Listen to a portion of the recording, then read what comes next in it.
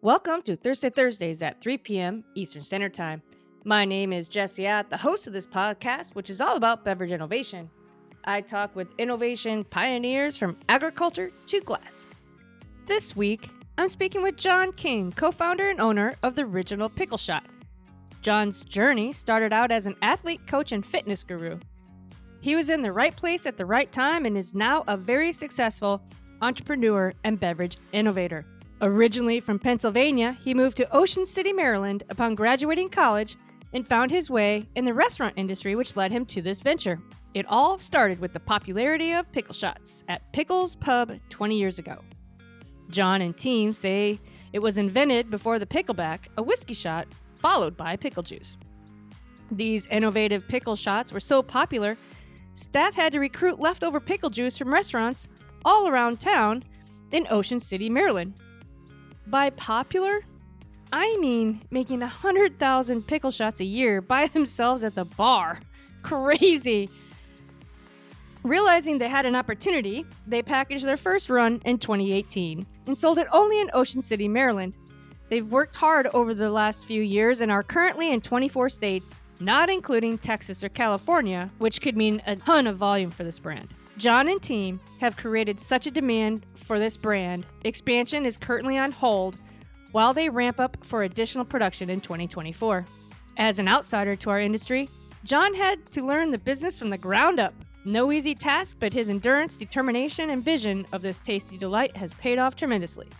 With his strong partnership with Brazen Imports, with the best of the best industry veterans, Laura Beecraft and Lauren Ward, there is no limit to what this brand will do. This is certainly a brand to watch in 2024. Thank you for listening, and be sure to subscribe to be notified of all new episodes. Welcome, everybody, to Thursday Thursdays at 3 p.m. Eastern Standard Time. My name is Jesse Ott, and I have John King here today. How are you, John? I'm great. Thanks for having me, Jesse. Excited to be here. I'm excited to have you, and we've got product to try and drinks to try. We got a whole bunch of things to cover today. Super excited. So, John, where are you calling from? I am currently, and actually live now for the past 3 years in South Florida. So a city called Deerfield Beach. It's in between Boca and Fort Lauderdale. Okay, yeah. I used to live in Fort Lauderdale, and Deerfield Beach is where the distributor wholesaler was located. Their warehouse, so I went up there quite a bit. Oh, for you guys. Okay, yeah. There's definitely a couple around here. Ours is down in the Fort Lauderdale area as well. Yeah. There's a lot of activity down there in Florida. When I was living there was 1,000 people a day moving there, and that was over 20 years ago. So I have no idea what it's doing now. It definitely, I mean, I was part of the wave, I'm sure, during COVID type stuff. I've been back for 3 years. I lived down here for 4 years, moved back up north, and I will get into how that started. The story started with pickle shots. But when I said we were back in Florida, when the pickle shot got in Florida, I was moving back down, and that's what I did. Okay, gotcha. Well, where are you originally from?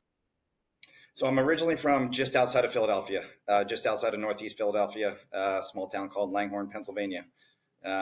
So it's about 15 minutes northeast of Philly. Nice. So right in between New York and Philly. Or pretty close to New York anyway. Yeah. I just interviewed someone from there, actually. His podcast will be released this week. He's my first tech podcast. But so I hear it's a really beautiful area. I know my wife and I want to get to Philly so bad. We have not had a chance to get up there and check it out. I miss it. I love it. And it'll always be my home. I miss Philly sports, but at least I get to watch them down here right now. Yeah, that's true. You can watch them from anywhere these days, exactly. As long as you have the right cable. Well, Philly sports fans make sure of that they can still watch their home team and enjoy some sun at the same time. Yeah. Oh, I bet it's so pretty right now. It's gorgeous. It cooled down a little bit. I think it was about 90. It was between 90 and 98 for about 3-4 months straight. So it's finally cooled off a little bit. So this is our season. Thank goodness. It's kind of, I'm in Dallas right now. It's kind of cooled off, but I think it's cooler in Florida than it is here, which it's been all summer, but I mean, Dallas has been crazy. It's like it's supposed to get here today. I thought it was supposed to be a high of like 50 or 64, but that's not the case. It'll cool eventually, hopefully. Yeah, and then the snow and ice will come, and then and then the heat will come back. It's crazy. Not the Florida. You don't get the 4 seasons in the South. No, we do not, and I'm okay with that. Yeah, exactly. I like the sun too. I'm with you. Definitely prefer warmer climates. Yeah, absolutely. So tell us about your journey. So you're from an area just outside Philly. So did you go to school up there, or did you go to college up there, or where'd you start?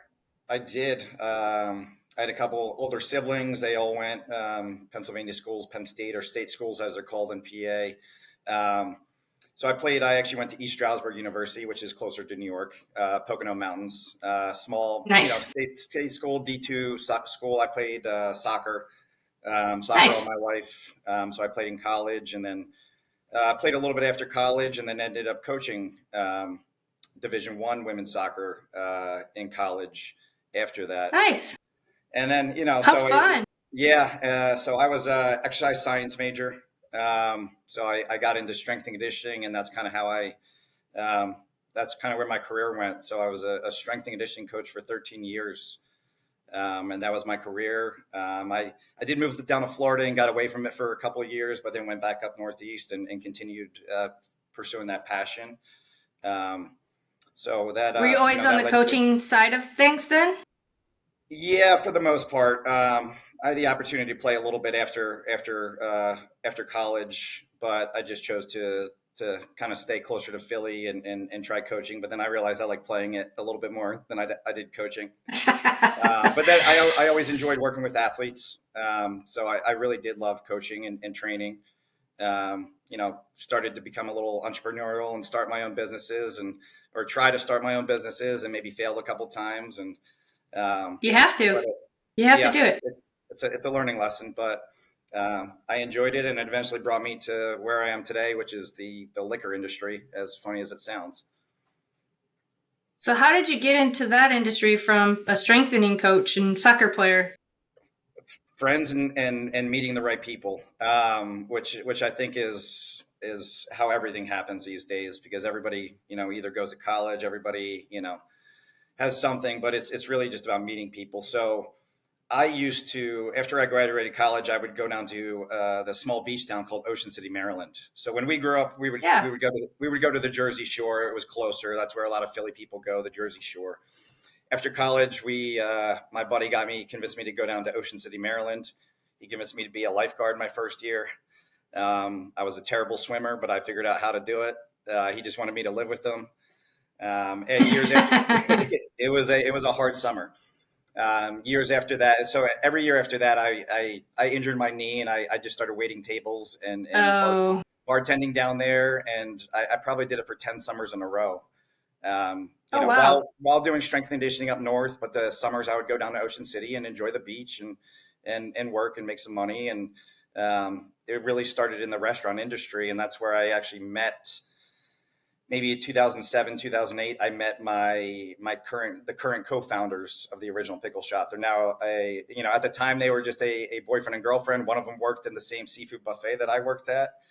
And we just hit it off and became friends. And then I met her and became very close with her. Same thing. They were waiting tables, bartending. And that went on for a couple of years. And I think one summer they were like, "Hey, do you want to move to Florida?" And I said, "Why not?"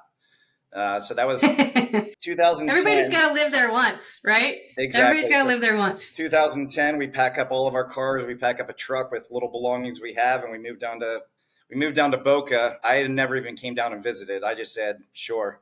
And we all moved down and got a house with no jobs. And, as soon as we got down here, we went job hunting and got some restaurant jobs and started waiting tables and hustling and doing what we got to do. I think they might have lasted for about 2 years before they went back up north. I think I lasted for about 4 years before we kind of failed and moved back up north. But that's the cool thing about the story is, so when they went back, they moved back to Ocean City, Maryland.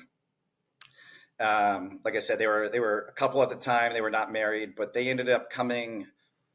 Justin ended up working for a bar where the pickle shot started called Pickle's Pub. And the owner at the time, was so busy creating his own brand, his own alcoholic brand at another brewery that he owned. It's actually called Hoop Tea. It's an amazing product. It's kind of a spiked iced tea. They just did a national deal with Anheuser-Busch, so it's blowing up. Nice. So he was so busy creating that and trying to get it off the ground from Ocean City, Maryland, that he basically wanted to, turn over the pub to somebody, that was going to take it over and do what it could for it. So in stepped Justin and Brittany, and they ended up, selling Pickle's Pub to them. And, they kind of, after, a year or two, they were making this shot themselves at the bar. So the story goes that they've been making it at that bar for 15, 20 years. The story goes they used to drive around and collect the old pickle juice from the restaurants around town because they didn't have enough. Nobody knew how to get. That's awesome. Nobody knew how to get that much pickle juice or leftover pickle juice, so they used to go to the restaurants because they would just throw it away, kind of like the picklebacks, idea. Yeah. So we always like to say that we believe the pickle shot came before the pickleback, which was started in New York, but got popular that way. The pickleback is obviously is pickle juice followed by the whiskey, or you take the whiskey and then you take the pickle juice, and people take it because it cuts the burn of the whiskey immediately, and also the pickle juice is delicious. It's delicious, yes. Exactly. So our shot, the original pickle shot, is a little bit different take. They used to mix vodka and then the leftover pickle brine, and then they started to figure out how to kind of make it better, perfect it, kind of source the pickle juice, the real pickle brine, use a better quality vodka, and kind of blend it themselves. But they were doing over 100,000 shots a year, making it themselves at the bar. Oh my gosh! And a light bulb went off, and they said, "Hey, let's try bottling this." So that was that's a lot of shots. So they still pour that many and even more out of the bottle now. So it moves, and it's pretty crazy to see. But when you see people, obviously it's at a bar called Pickle's Pub in Ocean City, Maryland. Pickles is a big thing, and they have some good cocktails and stuff to do with the pickle juice and the pickle shot. But it's pretty crazy to see just that many people just enjoy taking a good tasting shot. There's lots of options. I mean, even athletes, from your conditioning side of the world, I would think that is kind of a good thing, because I've seen pro football players pick up pickle jar on the field and just start drinking it.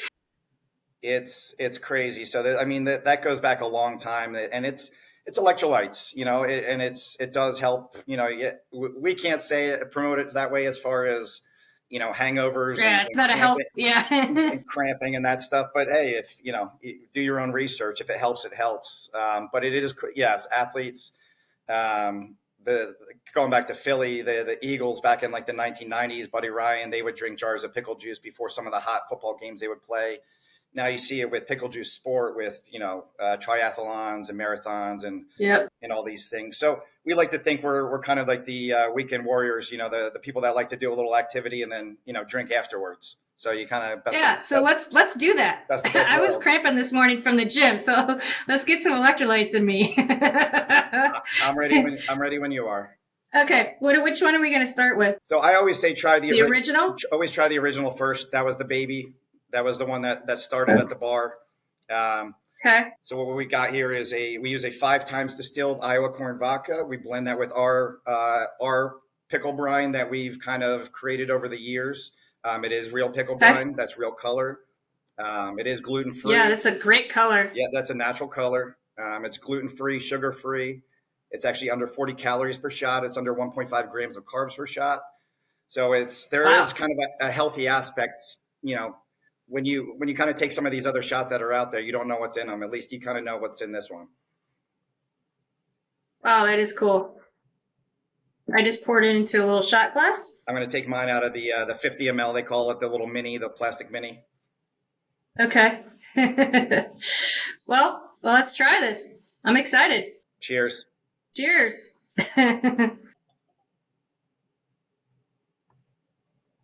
Yummy. So I can't do it. Have you ever seen Failure to Launch? Not failure to launch. What happens in Vegas? I don't think I've seen that. Oh, they're in a New York bar and they're playing a game and they're trying to chug a beer and Ashton Kutcher can't do it. I always think of that scene because I'm like, I just can't do it. I can't down it. You're not a shot person, are you? Mm-mm. Not anymore. I get. Well, Mm-mm. That's the beautiful thing about this shot is like I'm not a young buck anymore. I'm 40. I'm 41 years old, but I still like to take shots. This is that's kind of what Ocean City was. You drink, you enjoy drinking a beer, you enjoy having a good shot, but I can't take multiple 80 proof shots anymore at a night. So I kind of like having a lower proof shot option for somebody that's not looking to just get wasted, I guess you could say, and it still tastes. Talk about the proof on this. So it's intentionally, so it's 30 proof. So in alcohol, they either say 15% alcohol or 30 proof. Let's just say, talk about Tito's is I think a 70 proof. So a normal, just like plain vodka is 70 proof. So it's basically like half of a shot. Fireball is 66 proof. But we do that intentionally. We do that because we prioritize the flavor, the pickle flavor specifically over the alcohol strength. And that's just what a pickle shot is. It's meant to taste good. Yeah. It's meant to be, refreshing and good. And there's so many options at bars and at stuff at home. If you want a strong shot, if you want a Rumpelmintz, go take a Rumpelmintz. But if you actually want to enjoy something, maybe try a flavor you like pickle, or another one that was just as huge as Screwball, like peanut butter whiskey. Oh yeah, yep. That's pretty big now. Yeah. We actually have. So I like to use them as a reference because they've blown up, but they also have an organic story similar to ours. It was actually a couple that owned a bar out in California that made their own shot at the bar. So same exact story as ours, except our story just involves the third best friend that was on the side, I guess you could say. But as far as the couples and then the married couple creating it at a bar, it's a similar story. I just tagged along. Yeah, that's really cool. That's the great American story, right? You want to be able to start something from the ground up. That's what's really fun and rewarding about it all. And it probably takes all of you. If they're still managing Pickles, the pickle bar, they need someone out there to kind of help get distribution and be the face and introduce it. Yeah, and then I call them the co-founders. They're actually not allowed to be, so they're not involved anymore. There's just different alcohol laws. So they're like I said, they're not involved anymore, but they're part of the story. They're the co-founders along with myself. Just for whatever law reasons, alcohol is crazy that they can't be involved, so they're not. But they're definitely part of the story, and they've supported me to kind of take it and run with it. That's awesome. Yeah, I always appreciate that, and I always like to support, just like the Screwball. Like I said, they were the original, and now you see 20, 30 different peanut butter whiskeys, probably even more that are out there too. And that's just the way the world. Everybody rushes. Everybody floods the market, and then we'll see who wins at the end. That's why it's important to be first and the original. Yeah, and we've seen this story before with Old Smoky, right?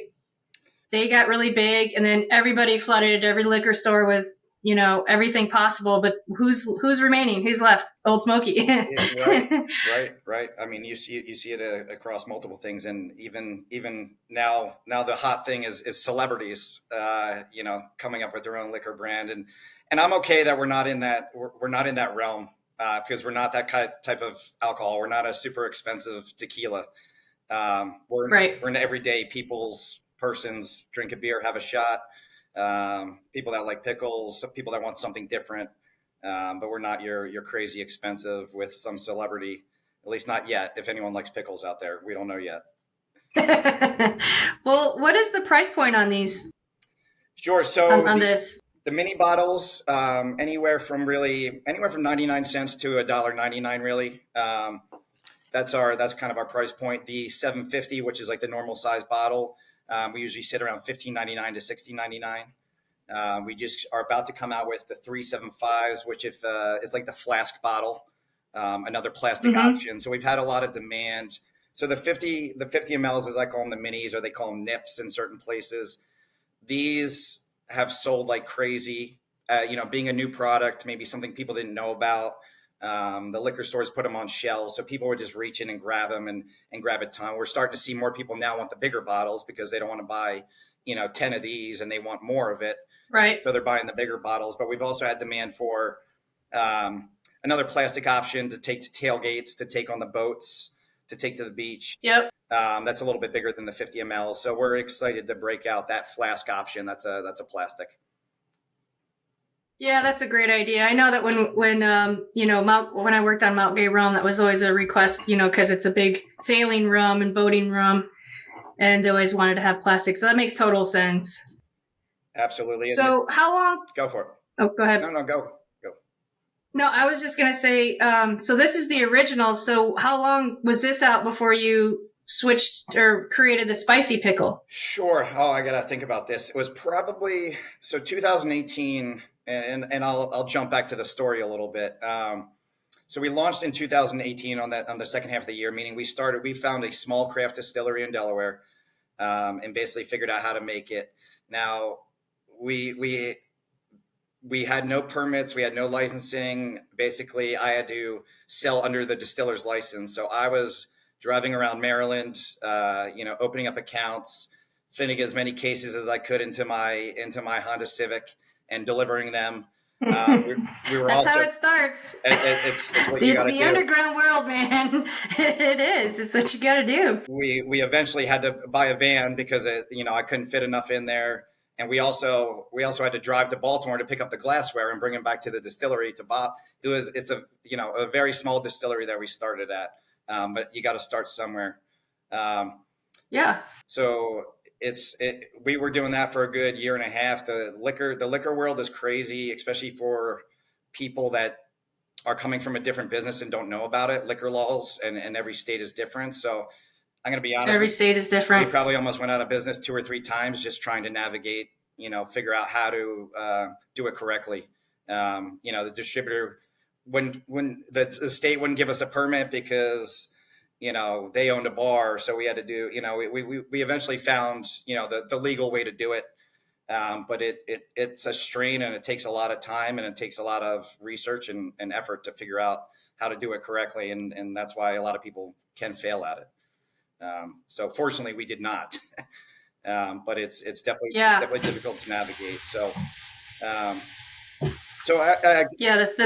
the liquor laws in this industry is like sales prevention, really, if you think about it. It's annoying, but they're there for a reason. You have to do it. So, Exactly. And that's what I'd say is, we had to do it on the fly, which is not the most ideal way to do it, but right. But we figured it out, and we are where we are today because we figured it out, I guess you could say. So, we're very gracious and fortunate that we did figure it out. Yeah, I am too. This is really good stuff. So, so you started in 2018. So 2018. And you started in the Baltimore area? It was more so really Ocean. So we started in Ocean City, which is about 2.5 hours outside of Baltimore. But I would start making that drive and start opening up accounts in Baltimore because that's where our distributor was located as well. So I had probably opened up about 75 to 100 accounts, covering maybe a third of the state. I couldn't drive all the way out west and cover Western Maryland, but we figured out. And then right around COVID, I think this is February and March of 2020, we actually did get our we found a compliance company. Basically, they acted as our vendor so we could use their permitting. So we got our first distributor that covered the entire state.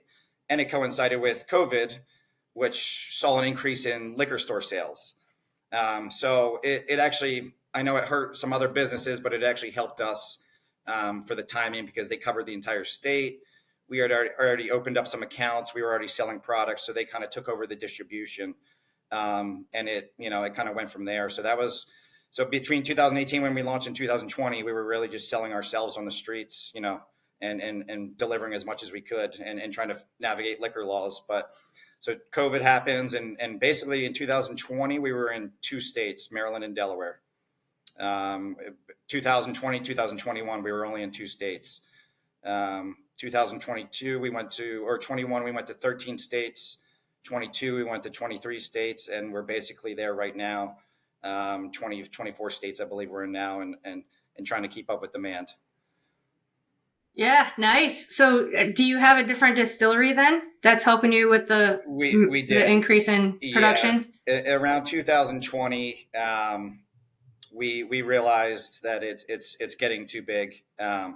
So we actually I searched out a new distillery, and got a little help along the way. It's just meeting good people, that are in the business Yep. and asking questions.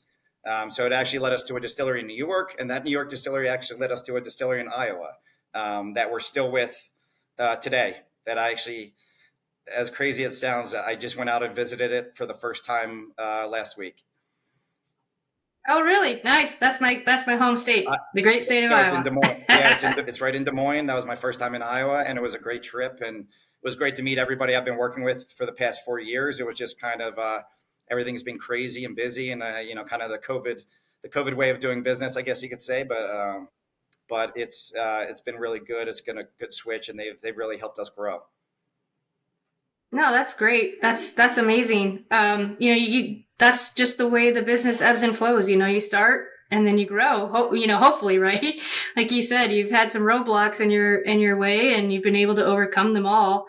I know, Laura B Craft introduced us, and she's very excited about working with you and your success, and sees a huge potential for this brand, and obviously it tastes really well. So, um, you know, yeah, it's awesome. You guys are, almost there, halfway there, getting It's all 50 states. that's the goal, is to take it national. I gonna be honest. In 2018, I probably, we weren't thinking that this was a possibility. I mean, it could have just been a Maryland product, a Maryland thing. But I kind of saw the way it was going. I saw the way I'll call it, the world was going with the pickle flavor, I guess you could say, with just the popularity of it. Um, and Hmm. and I was like, we're onto something. And it's been really cool to just see the organic response from our consumers, from the people in the Midwest. I mean, really, anywhere we're at. I mean, it's people in Iowa, Missouri, Michigan, some of our top states, but it's still, New York and Maryland, our home state, and there's a lot of places we haven't even touched that I get requests for all the time. How can I order this? How can I get my hands on this? And it's really tough for us to please everybody, but we're working on it. That's the goal, is to bring it national and bring it every state so everybody can enjoy it. Yeah, just like you said, you gotta go through that navigation of all the legal uh, parts and get it registered in all the different states, and then find a distributor. If it's not a national distributor, there's a lot of there's a lot to opening up a Well, state. that's also why, and trust. I'm thankful that our mutual Laura and her partner Lauren with Brazen Imports. I've been in this business now since 2018, but not really since 2020.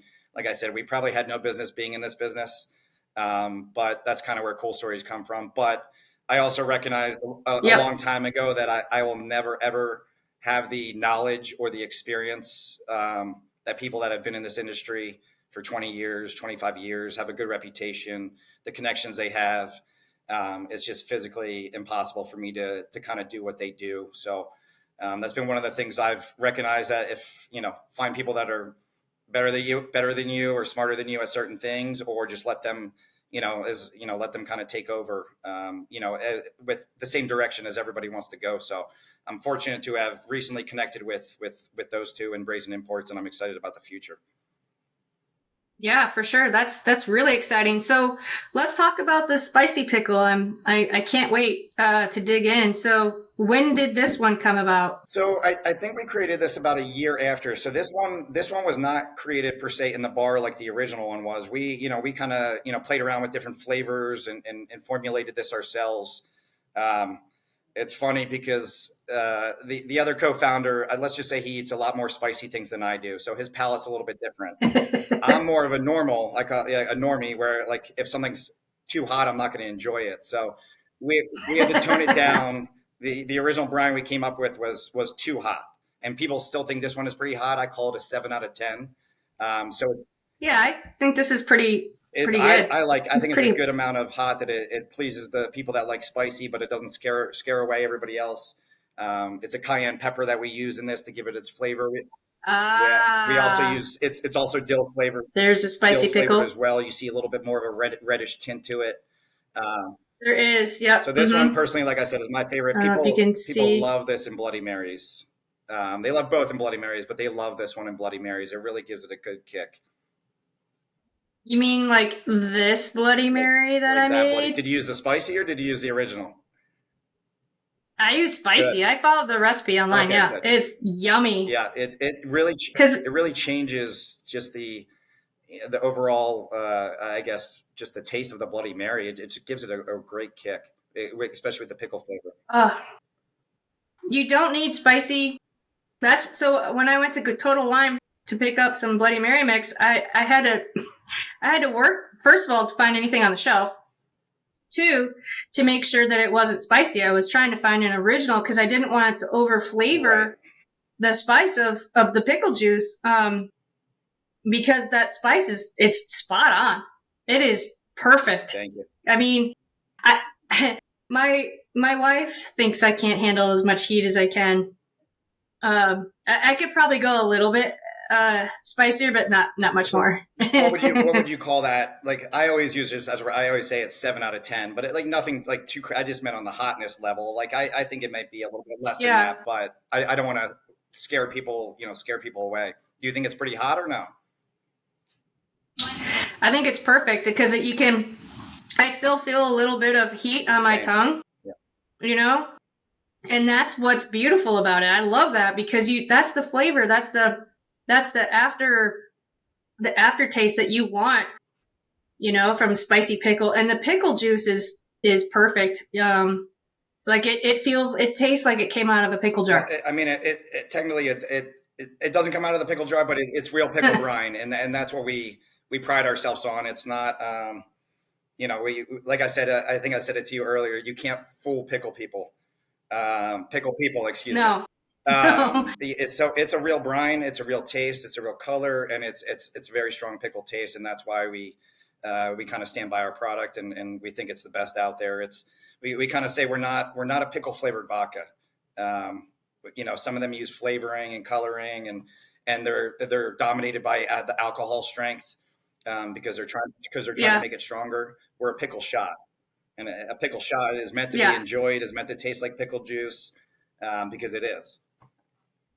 Right. Now I know on your website you say to add vodka, but I didn't feel the need to. I mean, it's in the middle of the day, but like at the same time, this is perfect. I mean, especially with the low and no movement coming through, it's perfect. I wouldn't want to add anything more to it than this. You really don't have to. It's really everyone's different. Everyone's got different palates. Everyone's maybe drinking or has their own preferences in drinking. So if you wanted a little bit, a little bit more vodka, you could pour a shot of your favorite vodka, and you could pour a shot of ours, or you could just double up on ours and get a little extra pickle. It's to each their own. We say, drink it how you want it. Yeah, your recipe is spot on. I got the Old Bay, and did whatever the recipe was. Perfect. Equal parts to what I did, and man, what Bloody Mary mix? I love Bloody Mary. What Bloody Mary mix did you go with? What's your go-to?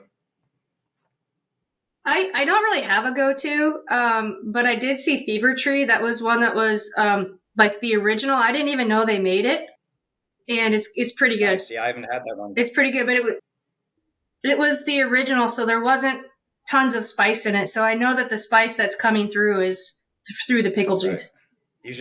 Which is great. And then you should try it without, compare it to, just with a plain vodka, and then with ours. Oh, I see a pickletini there. Don't forget about the pickletini. Yes, I made that one too. That was surprisingly really good too. I'm not trying to be negative here, but when you think about the amount of vermouth that you put on your recipe, I was a little bit nervous about it, but oh man, it's so good. Here, I'll taste this one, and then I'll drink alone. I'll finish my spicy. Yeah, and once again, it's to taste. Like, so yummy. People are very specific. They're very specific to their brands. They're regional sometimes, like they're specific to their regional type of. Yep. I'm talking non-alcoholic, just their food products. So I mean, but everyone loves our flavor, but they like to make the martini a little bit different. So you don't have to add the vermouth. You don't have to do things. We like people to people are starting to experiment and make up different shots with ours. Yeah, I can see that. I mean, it's awesome. It's a high quality product, honestly. Thank you very much. Yeah, I'm loving it. I'm gonna definitely have this in the house at all times because it's that yummy. And I started cramping at the gym today, and so this is the perfect day to have pickle juice. Recover and recover from the weekend at the same time. Yeah, no, this is yummy. This is so much fun. So, did you have? I know you've mentioned Laura and Lauren and maybe some lawyers along the way, but is there anybody that you kind of helped you stay in the game when things were kind of looking rough, or anybody you want to mention in terms of mentors that kind of helped you through this process? Yeah, it's. I'll be honest. There was a lot of. It's a business is crazy, and I'll say this: there's people with good intentions, there's people with bad intentions, there's people, it's hard to sometimes trust. I did a lot of stuff, kind of on my own at first, and then I started to ask a lot of questions when I started to open up and trust people a little bit more, and I've definitely had help along the way.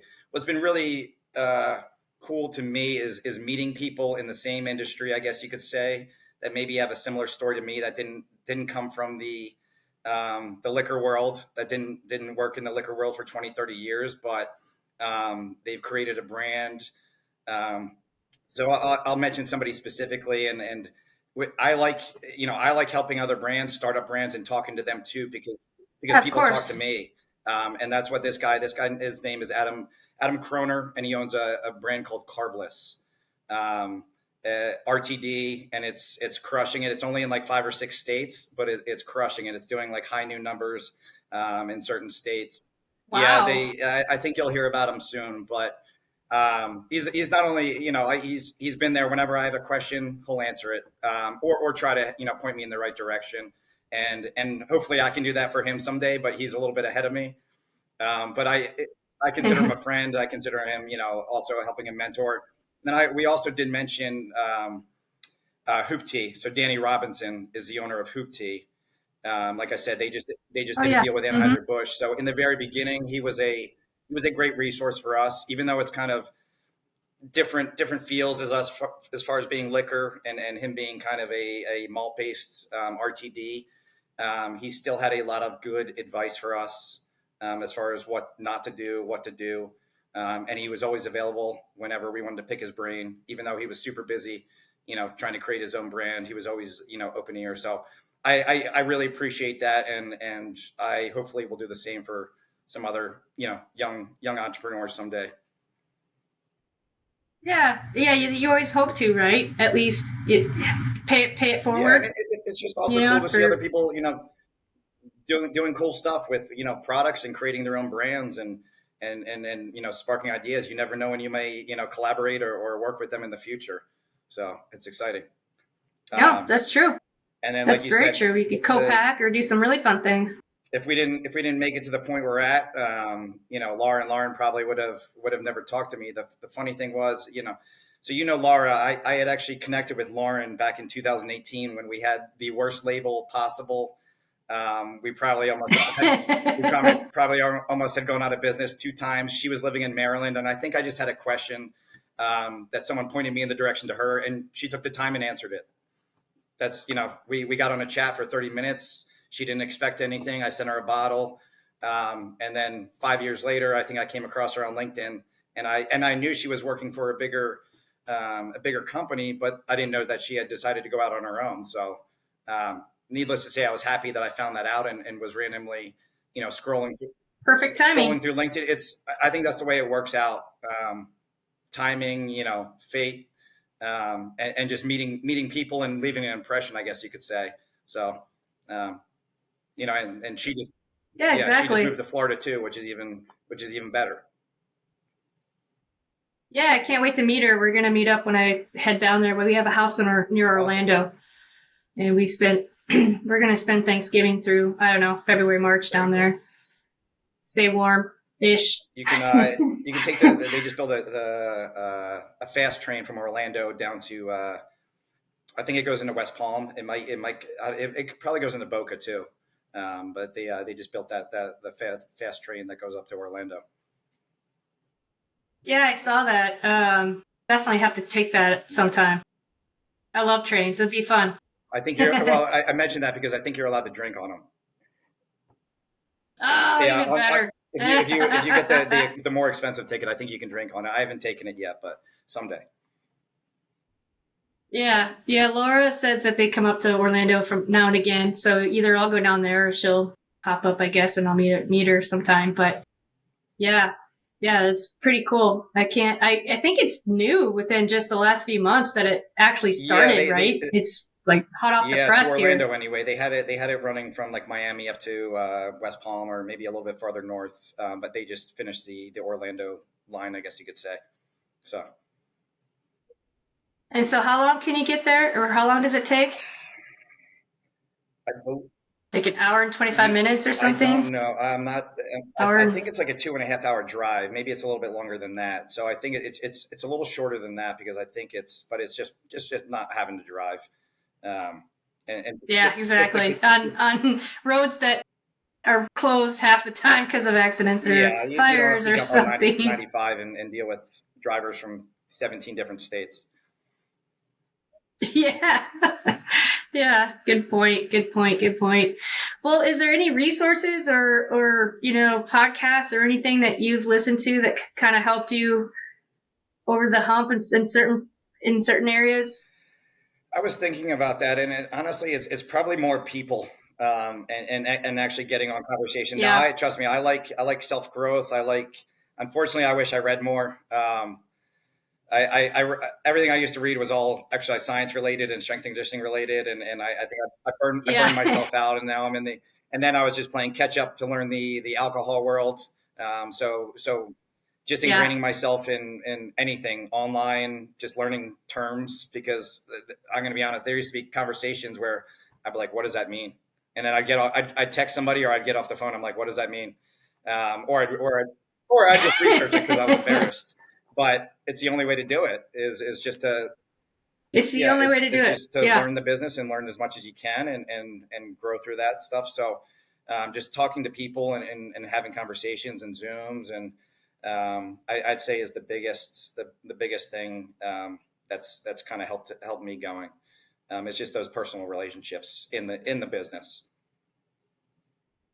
Yeah, and that's been a common response, honestly, throughout this year on the podcast, that one of the things that people are very generous about and excited about our industry is that they are kind, they are generous with their time, and they will take their time, like you being on my podcast, for example. And I don't know, I guess it's just kind of what we do to help each other out. Absolutely. And like I said, now that I'm on the other foot, I guess I've always tried to be a little entrepreneurial, but never very successful. But sometimes it takes a couple swings. But I love seeing. I think you got to know what you're good at, and then know your weaknesses, and find those people that can help you with your weaknesses. That's where I'm at.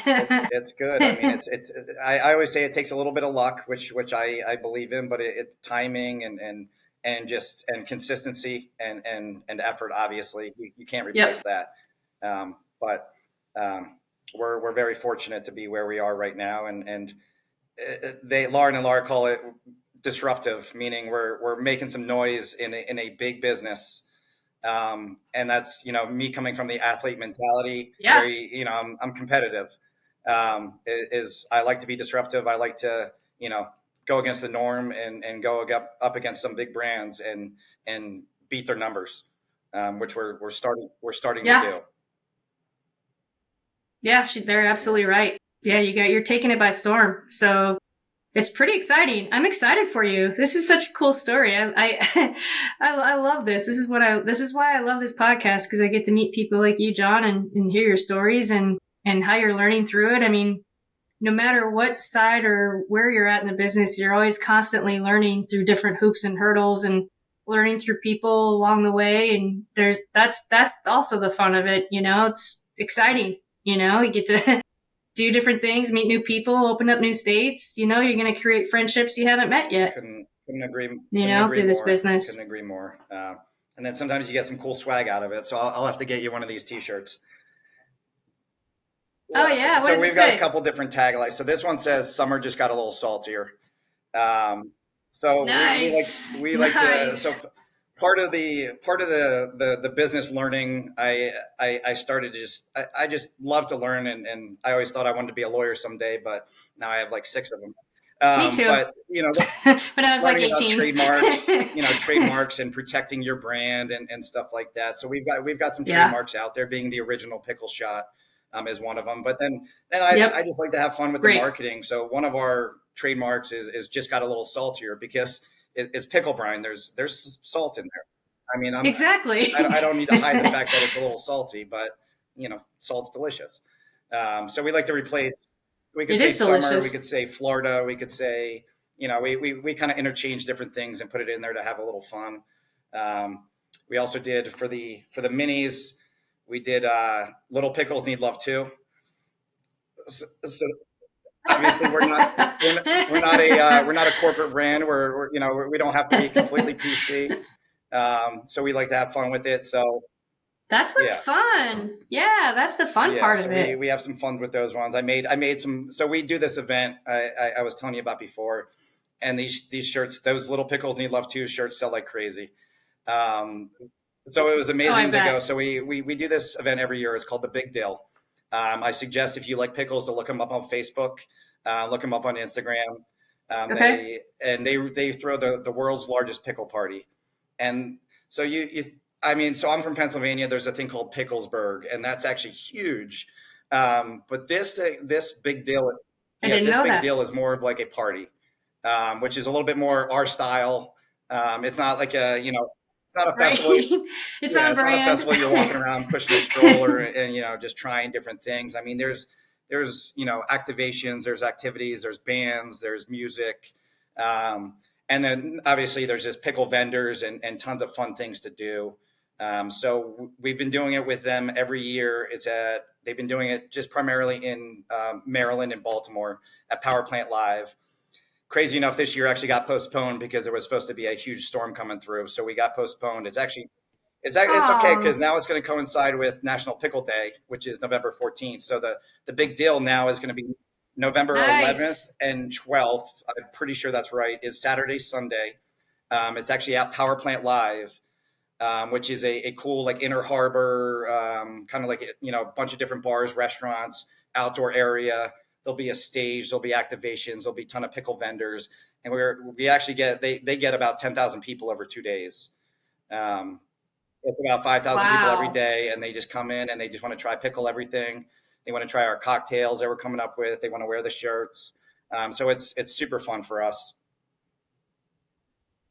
Oh, that's super cool. And I bet you could totally do that in other cities too. So talking about, he's been one of our biggest supporters and strategic partnerships, I guess you could say. He's ultimately like a pickle influencer, because so his name's Kevin. He's a great guy and he's just built up that pickle market. And so honestly, in the beginning when we didn't have much reach and he was, sharing our product and they're sharing it organically now, he's helped us get some ridiculous social media numbers where we've had posts just from liquor stores, just normal pictures of 2 bottles sitting on a counter. And it had about 75,000 comments and about 60,000 shares. Just viral stuff of two bottles of our pickle shot. It's crazy. That's what you need though. That's what, you need those breaks from now and again to kind of help get that general public in the know. It just showed how strong and now take in mind about 10% of those were probably people that hated pickles and commented on them. But I'd say 90% were people that love pickles and shared it. And then the other 10% were the ones sending it to their friends that hate pickles. But good press is, any press is good press. So well, you can't You gotta love the haters too, because they're still talking about it. Exactly, and there's people copying it. But we're excited about our partnership with him. Like you said, we're pushing to help him to try to. We might have Texas on the a pickle festival for next year, and possibly some other Awesome. locations too. We're excited about. Yay. That's Yeah. awesome. Yeah, that sounds like a lot of fun. 10,000 people, that's powerful. That's a big, that's It's huge. like I said, it's 5,000 people every day, and they're pickle fanatics. Like if you're coming, they travel from all over the country and sometimes international. Um, that that that want to come. So Wow. that's why he wants to spread it out to different places too. Maryland, Baltimore being our home state is definitely great for us to continue to go back there and support Maryland, being a Maryland product. But we're excited to Okay. try bring it across the country and even do some stuff on a smaller scale. Yeah. Nice. I know we've kind of talked about your pain points with legalities and navigating it from a business stance. Is there any pain points that you want to bring out or talk about that you kind of come up that we haven't talked about that have come up that you've Sure. overcome? I mean, I'll say this: the one thing I mean we're proud of. So we've never taken an investor. Not to say that we couldn't have used it, but we we did that strategically, and we started this with very probably way too much little money than what a brand needs to start with. But um, I can proudly say we haven't taken a dollar out of it. We put everything back into the company because it's a cash business, I guess you could say. So a lot of money is needed. Like we work with a lot of vendors, and they 30-day terms, 30-day terms. Mm-hmm. We got to put product out there first. We have to pay people. So it's crazy, but we're in a much better place than I guess you could say we were a couple of years ago. But it's definitely stressful. It's something that we continue to work on and figure out other ways businesses do it. To better protect ourselves, to better maximize our capabilities and continue to grow. Um, that's one of the things is this year we put a halt. We said no to expanding to any more states because we couldn't keep up with inventory. Um, you know, so Yeah, it's that got to keep your current exactly customers that's the happy. worst thing. Worst thing we can do is it's not the worst thing to create a demand, I guess you could say, but going into a state Right. and then getting your product and not being able to get it again is not what we want to do. So even though, like I said, we're not in some of those bigger states, California out west, we're not anywhere west past Colorado. We haven't gone to Texas yet. Hopefully next year. There's a lot of markets that we still need to put some more awareness into, including Florida. It hasn't taken off, like the some of the other states in the Midwest have just organically. It's going to require a little bit more work, and that means spending more money or me doing some more work or everybody. So um, Or maybe it's just a different audience that sees it differently. Because I would think that, like in the Midwest, everybody's about the whiskey and pickleback or beer and pickleback or beer and shot and pickleback. Um, I mean, Florida may be more cocktail you could say oriented, that, but I used to than, think that as well. But the way pickle people are, I'm going to disagree. That I think it's going to be. I don't. It's not just like it's not seasonal. There's no up and down seasons for pickles, or for pickle flavors. So, true. and, granted, place like Key West, is very big on Bloody Marys. Now, do I think I call us a shot brand because I think that's how the story started. And I think that's what we're most popular as, but it's awesome that we also go great in cocktails, and kind of cool shots like oyster shooters, like anything by the water. So Florida to me um, is just not in the know yet. It just, you have to, we're with a bigger distributor. So that's one of the things I could talk about is you have to put in a lot more of the legwork, with a big distributor. So they're one of the top three distributors in the country, which is both good and Yeah. bad. For if you're an emerging Mm-hmm. brand that isn't doing much numbers, it's not necessarily good. But once you start to get that reputation and proof of concept and sell, so we've been fortunate enough Yep. that we partner with a lot of beer distributors, specifically in the Midwest. So you're talking Miller Coors, Anheuser Busch, and they have it's a little bit different. They're run a little bit different. They have some of the on-premise relationships because everyone drinks beer. Yep. They work a little Right. smaller and maybe not as corporate, I guess, as some of the liquor. So it's you take the good with the bad, and some markets require a little bit more work and a little bit more push. And so we're that's what Laura and Lauren are here for, to figure that out and to help me open up some of those markets. Yeah, that's interesting. I didn't know that you were using beer distributors because they work completely differently, and they can work just in one city. Like I can't imagine all the beer distributors that are in the state of Texas, for example, because they're very they're owned locally, right? It's crazy. Once again, every state's different. But for instance, like in Missouri, I think I have 8 or 9 beer distributors, because so certain states liquor distributors will cover the entire state. In beer distributors, especially if they're associated with a bigger company, they might be they might only have so many counties or to a specific area. So that means they can only sell our liquor in that specific area. But like I said, you take the good with the bad, because they're only covering a smaller area, because they know their market so well. They know it better than us, because I'm not there. Yeah. There's certain places I've never been to. And I want to be able to open myself up and visit those places to understand it better, just like we did in Des Moines, and we got to see some high V's and some KC's and understand, why it's selling so well in Iowa. It's cool to see. Yeah, I didn't think of it that way. To your point of, they can, since they're in their but potentially a smaller geography, they have more time to spend building the brand, getting in front of their customers over and over and over. So maybe, that is kind of a cool way to think about it. I don't know what the right way is, what the wrong way is. I don't either. We're winging it. I wouldn't say we're winging it anymore. We were winging it in the beginning, basically. It's tough out there. There's so much competition. I'm fortunate that we're in a niche. We found our niche with the pickle flavor, but I couldn't imagine if we were another flavored vodka, if we were an RTD in a can, just how much competition there is out there, that it's very, very difficult. And which is why I respect emerging brands to navigate this and to get distributors. A distributor has to say yes. You can't just, you can go in and try to sell it yourself. It is very hard. They have to want your product. They have to think it's going to sell. Yeah. Yeah. Yeah. It's the chicken before the egg, or the chicken before the cart, or the egg, whatever. You can sell it to a buyer, but the buyer doesn't want to take it unless there's a distributor has it. And if the distributor has it, they don't want to take it unless a buyer wants it. So it's kind of, you gotta play that game, that back and forth game. It's a game, all right. Yeah. And hopefully, like I said, hopefully we're playing it. We're starting to play it now. And that's why, we've pretty much done what we've done.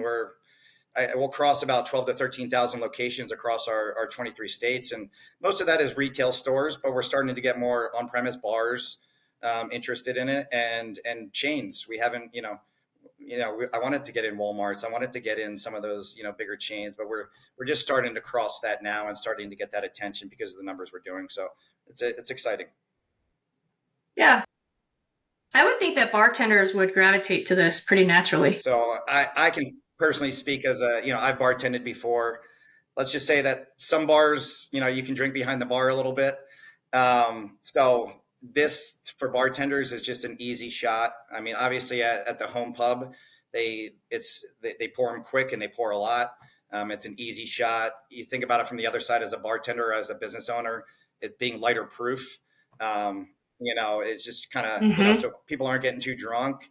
It's the little saltiness. It pairs great with bar food, with different types of food and stuff like that. So it's bartenders, when they get behind it, we've really seen some success, and it's usually because they like pickles, but they like what sells too. Yeah. Yeah, exactly. So what is your outlook then for, the next coming year or so? I mean, you're kind of in a holding pattern just to kind of catch up with the inventory.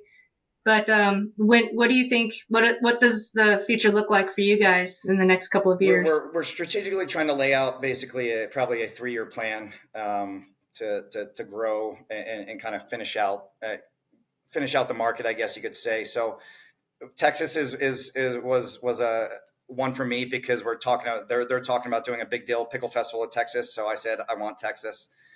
Texas is also just a huge Yeah. state, and they've been wanting our product. I get a lot of messages from Texas that say please bring it to Texas. So I think Nice. and that's a big state that can do a lot of volume. So I think that's our goal for next Mm-hmm. year is to start with that. We're basically finish out the year. They call it O&D basically, which it does a lot of liquor sales in November, October, November, and December, and all the distributors are making sure Yeah. they hit their numbers and do that stuff. So we're just trying to finish out this year, get caught up in inventory, which we are happy to say, and then just take it next year and do it strategically, grow smart, and grow with the right distributors and start to develop some chains or some possible national deals. Yeah. So. Nice. That's exciting. It's a lot to look forward to. And I'm hoping with them coming on, it'll free me up to go and spend more time in the markets and go and do events like we talked about, smaller pickle events and stuff at bars and just like the big deal. The Pickle Festival is our favorite weekend. It's kind of like our Super Bowl. It's our favorite weekend of the year because we just get to be around our people and just enjoy the pickles like they do. Yeah, it sounds like a lot of fun. So John, when you're not working, what are your, and I know soccer, so I don't know if you're still playing, but what are some of your passions outside of work?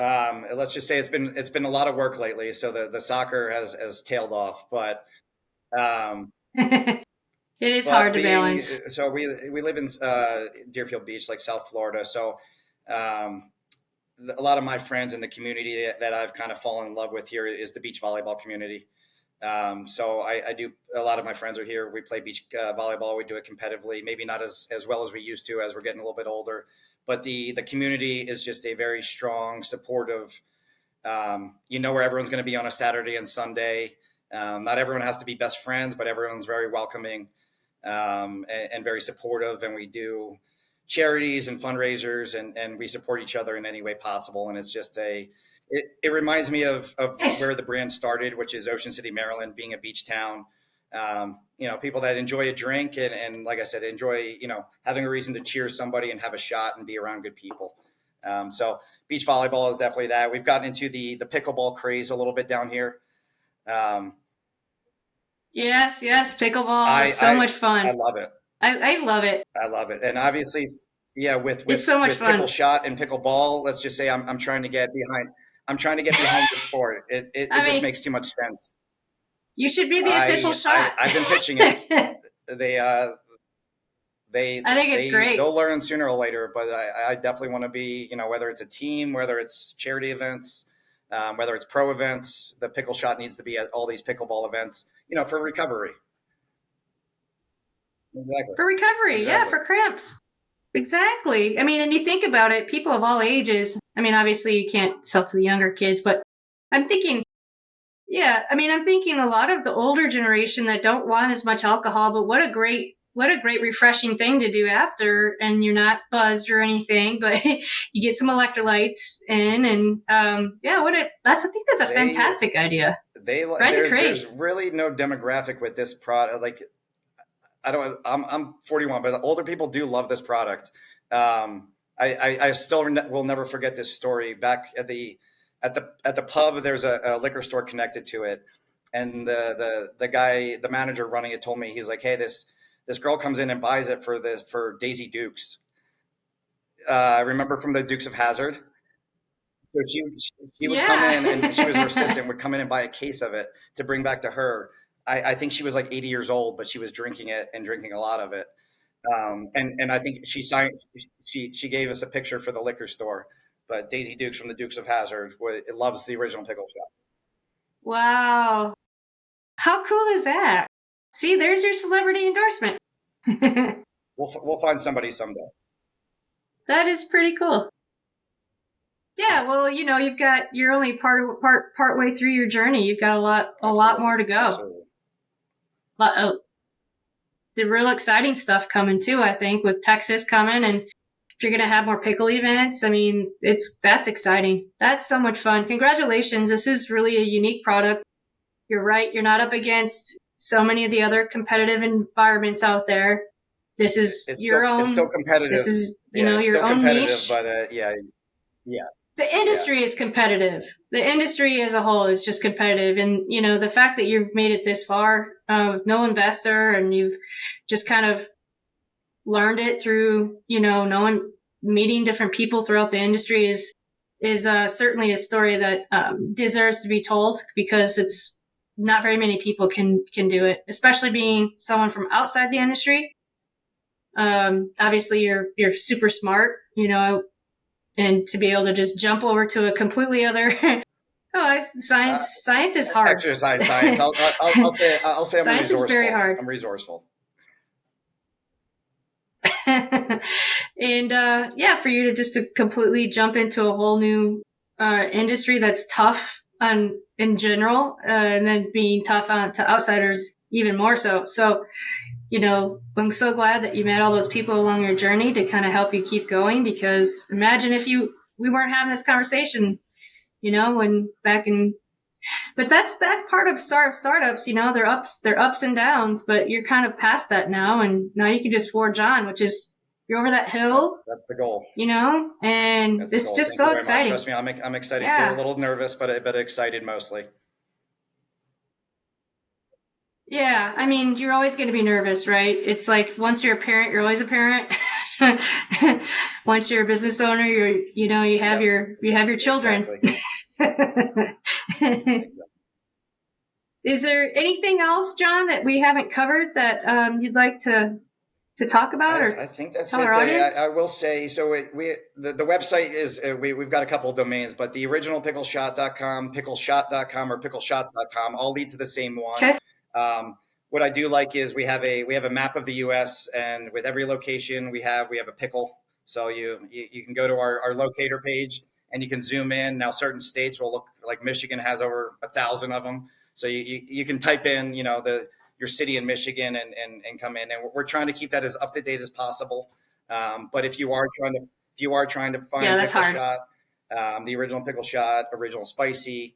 You can definitely go on there and search and use that function. I think it's really helped us in social media and driving people to our website and just having access to find the product. Because there's always people that say, well, we can't find it. So we just want to make it accessible so everybody can enjoy it. And then someday it'll be there. It'll be in every liquor store. It'll be in every bar. And that's the goal. And you won't have trouble getting it. But right now we're trying. Exactly. Yeah, you'll get there. Get there. Just one day at a time. You're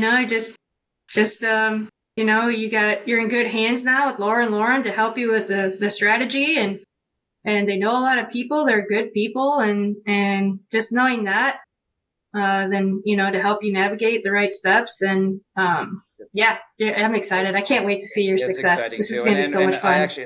I love just our consumers just coming up with different stuff that we've never even tried before. So, I mean, they're coming up with cocktails now.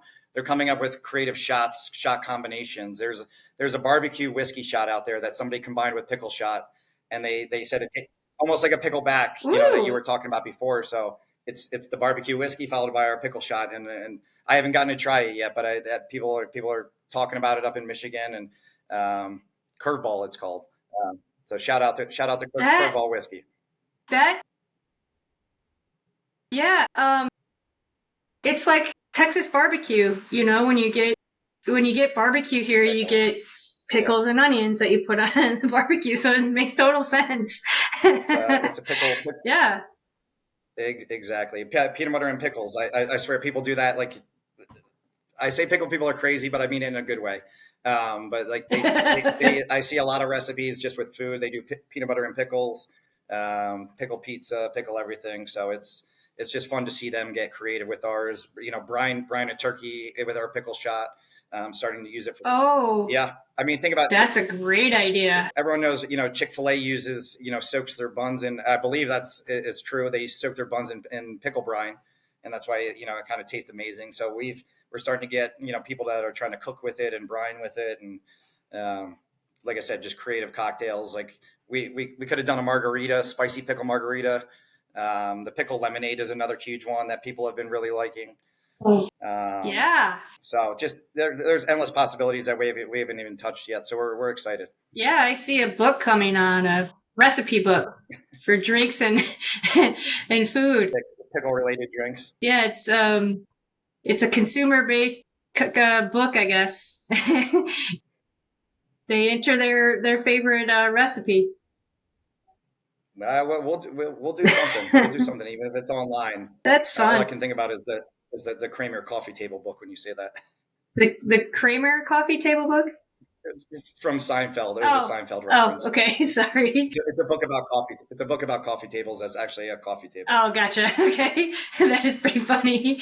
Yeah, we all have them. I have 3 or 4 of them over here. Actually, 5 or 6. There you go. Yeah. Everybody's got to have one. Absolutely. Someday. Well, John, this has been delightful. You're an amazing person. I love your journey. Keep in touch. I want to hear how it goes. And hopefully we'll meet up either in Florida or Texas once you guys get some distribution over here.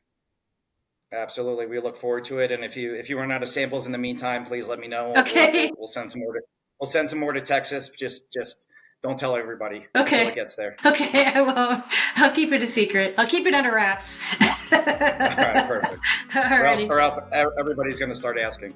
Okay. Yeah, we'll keep this our little secret. Perfect. But thank you for your time. I appreciate it. And like I said, hopefully we can do it. We can do it in another year, and we're telling a bigger story. Yeah, I hope so. I look forward to it. Absolutely. Awesome. Thank you, Jesse. Yeah, thank you. Okay. Bye-bye. Bye. Next week, I'm speaking with Kate Dingwall, a Canadian from Toronto, is a very successful freelance writer, and has written for Forbes.com, The Toronto Star, Maxim, Serious Eats, Elle, Liquor.com, Wine Enthusiast, and more.